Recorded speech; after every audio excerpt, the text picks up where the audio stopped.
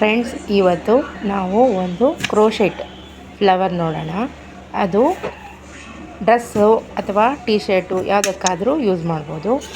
Buttons ಇರುತ್ತೆ, ಆ button ಮೇಲೆ ಇದು ಎಕ್ಸ್ಟ್ರಾ ಕೂಡಿಸೋದು. ಯಾವಾಗ ಬೇಕೋ ಆವಾಗ ತೆಗಿಬೋದು, ಬೇಡ ಅಂದ ದಿವಸ ಬೇಕು ಒಂದು ದಿವಸ ಹಾಕ್ಕೋಬೋದು. ಇದಕ್ಕೆ ಕ್ರೋಶ ಮಲ್ಟಿಪಲ್ ಕಲರ್ ತಗೊಂಡಿದ್ದೀನಿ. ಫಸ್ಟು 10 ಚೈನ್ಗಳು ಹಾಕ್ಕೋತಾ ಇದ್ದೀನಿ. ಚೈನ್ಗಳು ಹಾಕ್ಕೊಂಡು ಒಂದು ರೌಂಡ್ ಮಾಡ್ತೀನಿ. ರೌಂಡ್ ಮಾಡಿ ಜಾಯಿನ್ ಮಾಡ್ಕೊಳ್ಳಿ.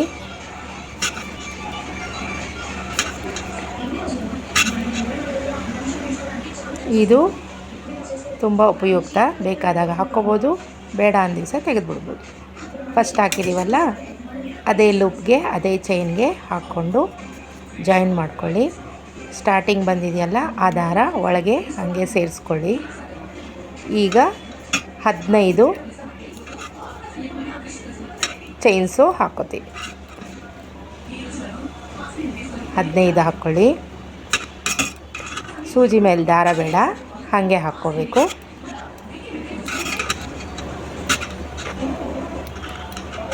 ಒಂದಿರುತ್ತೆ, ಇನ್ನೊಂದು ಕೆಳಗಿನಿಂದ ತಗೋಬೇಕು. 15 ಆಗುತ್ತೆ. ಮತ್ತು ಈಗ 2 ಚೈನ್ ಹಾಕ್ಕೊಳ್ಳಿ. ಈಗ 15 ಇದೆಯಲ್ಲ, 3 ಭಾಗ ಮಾಡ್ಕೊಳ್ಳಿ. 3ಕ್ಕೆ ಒಂದು ಹಾಫ್ ರೌಂಡ್ ಬಂದಂಗೆ ಬರುತ್ತೆ. ಫಸ್ಟಿಗೆ ಸೂಜಿ ಮೇಲೆ ದಾರ ಹಾಕ್ಕೊಂಡು 3 ಹಾಕ್ಕೋಬೇಕು. ಮತ್ತು 4ನೇದು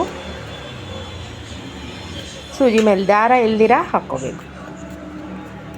ಅದು ಒಂದು ಸೇರಿಕೊಂಡು ಮತ್ತು 4 ಆಗುತ್ತೆ. ಹಾಗೆ 5 ಆಗುತ್ತೆ. 5 3 ಚೈನ್ಗಳಿಗೆ ಒಂದು ಬರೋಂಗೆ, ಒಂದು ಹಾಫ್ ರೌಂಡ್ ಬರೋಂಗೆ ಮಾಡ್ಕೋಬೇಕು. ಒಂದು ಕಡೆ ಮಾತ್ರ 2 ಡಬಲ್ ಕ್ರೋಶೆಟ್ ಹಾಕ್ಕೊಳ್ಳಿ. ಸಿಂಗಲ್ ಕ್ರೋಶೆಟ್ಟು 1, ಅದರ ಪಕ್ಕದಲ್ಲೇ ಡಬಲ್ ಕ್ರೋಶೆಟ್. ಹೀಗೆ 5 ಆದಮೇಲೆ ಲಾಕ್ ಮಾಡ್ಕೊಳ್ಳಿ, ಕಟ್ ಮಾಡ್ಕೊಳ್ಳಿ. ಉಳಿದಿರೋ ದಾರಾನ ಹಿಂದ್ಗಡೆಯಿಂದ ಕ್ರೋಶದಿಂದ ತೆಗೆದು ಅದನ್ನು ಫಿನಿಶ್ ಮಾಡ್ಕೊಳ್ಳಿ. ಅದಕ್ಕೆ 7000 ಗ್ಲೂ ಹಚ್ಚಿ, ಅದನ್ನು ಗಮ್ ಹಚ್ಚಿ ಕ್ಲೀನಾಗಿ ಫಿನಿಶಿಂಗ್ ಮಾಡ್ಕೊಳ್ಳಿ. ಎಕ್ಸ್ಟ್ರಾ ಇರೋದನ್ನು ಕಟ್ ಮಾಡ್ಕೊಳ್ಳಿ.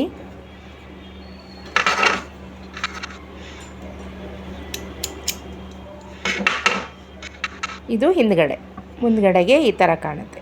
ಒಂದು ಹೋಲ್ ಬಂದಿರುತ್ತೆ.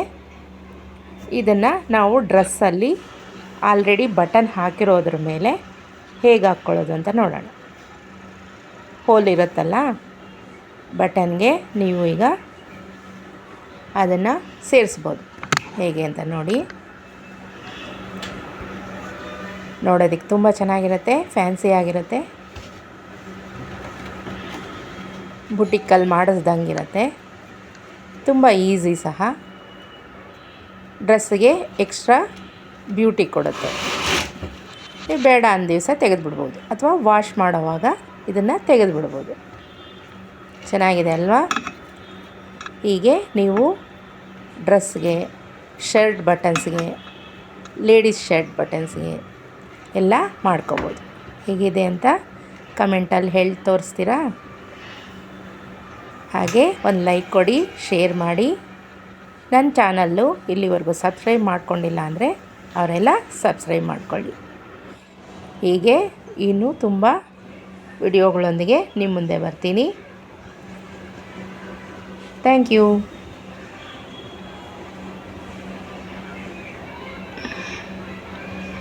ನೋಡಿ.